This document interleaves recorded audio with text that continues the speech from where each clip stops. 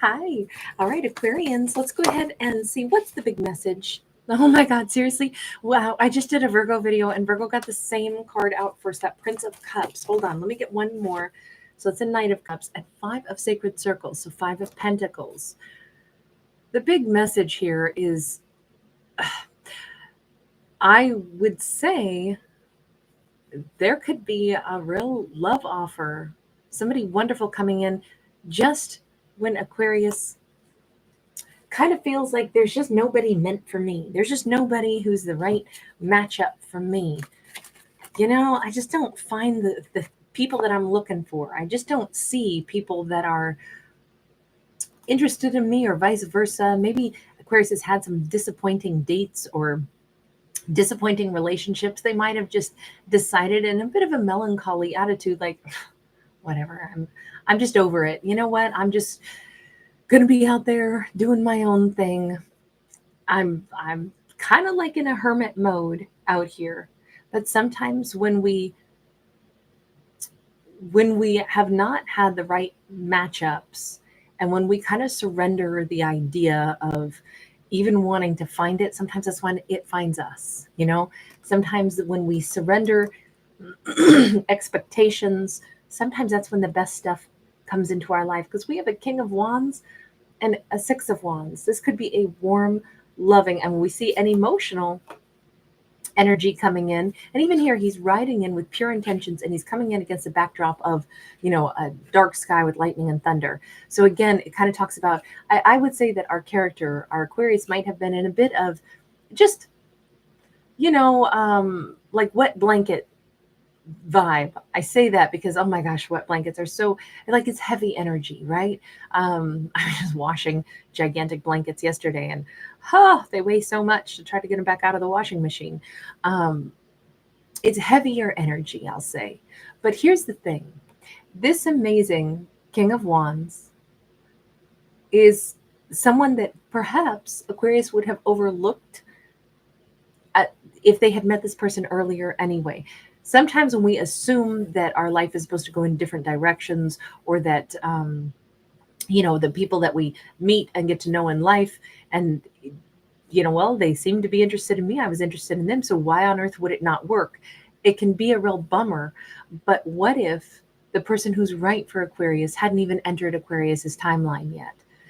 And what if Aquarius had to be in a certain headspace? Even this, it looks like Aquarius maybe needed to go, maybe they're taking themselves out on a little walk by themselves, or taking themselves out to dinner by themselves. They needed to be single and available and have no other attachments in order to be able to be in the right frame of mind when this King of Wands enters Aquarius's life, because they definitely seem to be either passing by and seeing like they can approach, they are able to communicate to Aquarius. I feel like it begins with some kind of a compliment. I don't know if maybe Aquarius has been really just single and solo and working on their own stuff lately. When it, because it definitely feels like Aquarius has retreated to a certain extent, but they've still been busy doing them, busy doing their own life, maybe without companionship. Sometimes when we feel like we don't have support around us, we end up doing things by ourselves. And then eventually, in this case, when someone new enters our life, and we just kind of shrug and be like, I've been single for a while. I've just been taking care of stuff. No, I remodeled my own kitchen. And it's like, I'm sorry, you did what?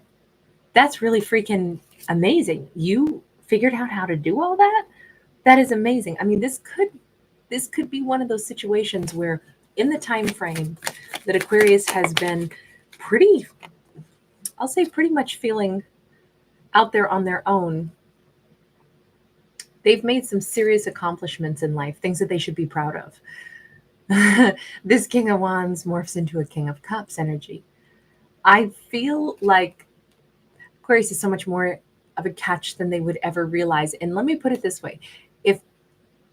If Aquarius had people, friends, lovers, any of those groups of people that have one by one peeled off because they weren't really very supportive, or there were problems and there were, snits and fights and things like that.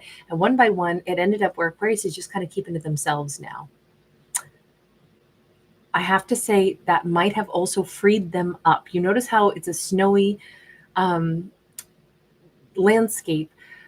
Snow kind of cleans stuff, it softens stuff, it mutes sound. We could imagine putting something in the fridge to cool down, intensity.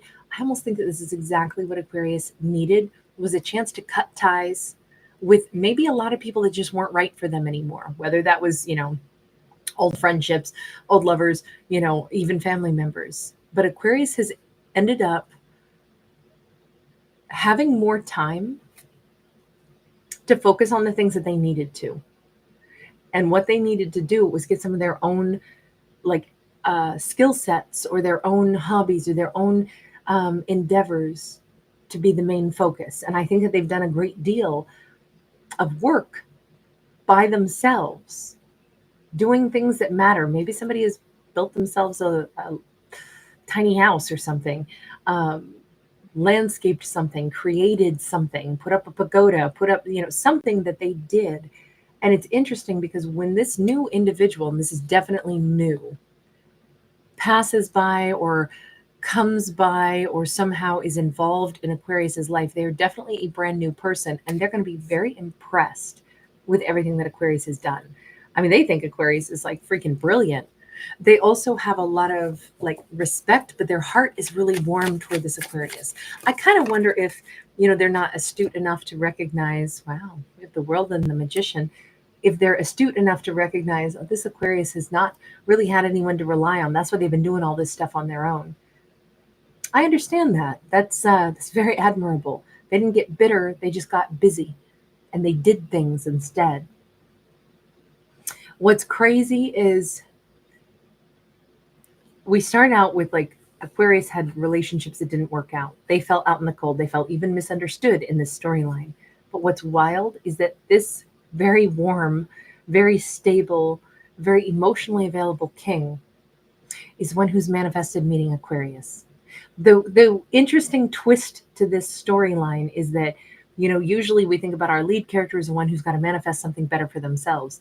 Sometimes we're the thing that somebody else was hoping to meet. Maybe that's the other reason that I'm not saying that the universe said, oh, I'm going to wreck other connections for Aquarius so that Aquarius stays single so that this other person can get what they want out of life. But let me put it this way. If someone had been like, I would love to treat a person really, really well. I would love to meet somebody that, man, I admire them, who they've been, where they've been, what they've done in life, and I would definitely treat them really well. If I could meet somebody that I could fall for, somebody that, kind of knocks my socks off, I would love to meet somebody with, the attributes, well, with the World card. I'd love to meet somebody who is steady and somebody who's thoughtful and somebody who's different than all the rest. Well, that's Aquarius. Aquarius is so different from all the rest that they've been out here doing their own thing. This is just what they were trying to manifest. And so it's interesting how they enter Aquarius's world because they're drawn to Aquarius's, I'll say, otherness or the uniqueness and who Aquarius is and how they've been living. That was actually who the king has been seeking. So it's just interesting to think that they've been trying to manifest someone just like Aquarius. Aquarius to them is not like everybody else. There's something different. There's something unique. This World card represents, maybe Aquarius is from a different culture or something, or maybe they just have their own incredibly unique style, their own incredibly unique way to do things. But this represents a completely, meeting Aquarius represents for them a completely different way to do life. So I would say they're very happy as well with the fact that they've been kind of seeking and doing their best to manifest the vision of what they would like to find. 2 of Wands, 4 of Pentacles. There's a reason this amazing king has been single. They have intentionally been holding back because they kept feeling but somebody's out there that would be right for me. Somebody is out there I mean, my life is okay now, but I don't really want to share it with the wrong person. And I keep feeling like somehow I will find well, in this case, like the perfect world, the perfect person, the perfect match for me to build my castle with. I know that they're out there somewhere. I just haven't met them yet. And I'm not going to say this person has been riding around the globe in quest of someone just like Aquarius, but to a certain extent, this is a king who definitely does. He's like, I'll know them when I see them because my heart will say it. My emotions will say it. I know that my person is out there. This almost feels like somebody who is maybe like a past life soulmate who has been on this bit of a journey. They have intentionally withheld. I feel like they're quite well off at this point. They could be older. They could be a very distinguished, they don't have to be masculine, but they show up that way. And they're very distinguished, great bone structure, you know, beautiful like facial hair. There's an energy to them that they're very attractive. They look still even youthful. There's a countenance to them that's very powerful. And I think that they've taken a lot of time in this lifetime to pursue things that were right for them, but this one thing they haven't been able to find, which is that true partnership. You know, I love the fact that this has a twist to it because all this time in the beginning, we're thinking it's all about, what Aquarius has gone through. And Aquarius is kind of out there on their own, and now it's just going to be happenstance that somebody stumbles across them. No, Aquarius has been the one that's been manifested by this person. They have been seeking someone like Aquarius. Let me just ask, let me change decks. I want to go back to that original. Is there some past life draw here? Because it feels really, oh, definitely. Okay. So we have the Wheel of Fortune. I talk about like past life and cosmic influence, right? Sorry, this was eaten by my puppy when he was a baby, and he's not a baby now. He's a full-grown man dog, but I don't know. I like it. I actually have a duplicate deck, and I've never even opened the box because I thought, but I like this one, and it tells me something extra. To me, because a quarter of this card was fully digested by my baby, it says a big chunk of time has actually already been wasted or lost. It's been the right time for these two to meet for quite a while. They didn't meet when they could have or should have, perhaps, but it's okay because there's still ample time. They still got, 3/4 of this card's worth of lifespan to live together. These two have a lot of time up ahead. And for the Wheel of Fortune to say, hey, it's been the right time for you two for a while. You could have crossed paths sooner than this, but it's all right. It's all right. No joke. We just got an Emperor Empress. I'm sorry, my tummy is growling so loud right now. Um, this feels so absolutely perfect. When I said, is there a past life component? Oh, yeah, definitely. These two got cut short in a past life, and these two should have already been able to find each other in this life, but they can still do it, and they still have ample time in this lifetime now. I kind of think that Aquarius is going to recognize this person as a kindred spirit as well. I feel like this is the story of we'll it's the king, so we'll say that it doesn't matter about genders. I mean, in this lifetime, Aquarius could be a masculine or a feminine. They could be a masculine or a feminine. Doesn't matter. They could be swapped roles. It could be same-sex couple. But the bottom line is, once upon a time, this was their story. Once upon a time, they were the emperor and the empress in a past life. They didn't get enough time together. They got cheated out of something. They got cheated out of a chunk of the time they should have had together. And so they should have already been able to make up for that time in this lifetime, but that's okay. They're going to bypass some of the courtship. This could be a relationship that almost jumps right in, and it's maybe because in that past life they already had opportunity to do that part of it.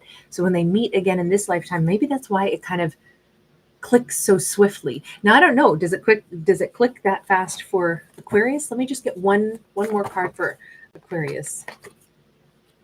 Six of Swords. There's something soothing about being around this person. There's something calming. There's something like, oh, I kind of felt like I was out there on my own, and now you're here. I kind of feel like me being upset or irritated or feeling like I didn't quite belong before doesn't seem to matter anymore, because I got a sense of peace and calm when I'm around you. I feel like they're the ones who have been on the quest to find their missing Aquarius, their missing Emperor or Empress in this lifetime. So they're the ones who kind of are the action takers in this story. And Aquarius is just the one that is like the receiver of this.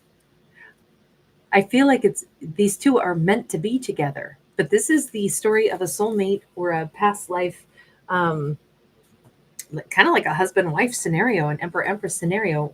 In a past life, he's been looking for her all this time. The king has been looking for his Aquarius since their last lifetime. That's how I would say this. And they are finding their Aquarius fairly soon. We have that person came in as an action taker first. You know, they came in as a knight of cups. So they're arriving, they're approaching. All right, I'm going to leave that there. Thank you guys for hanging out with me. I love this one.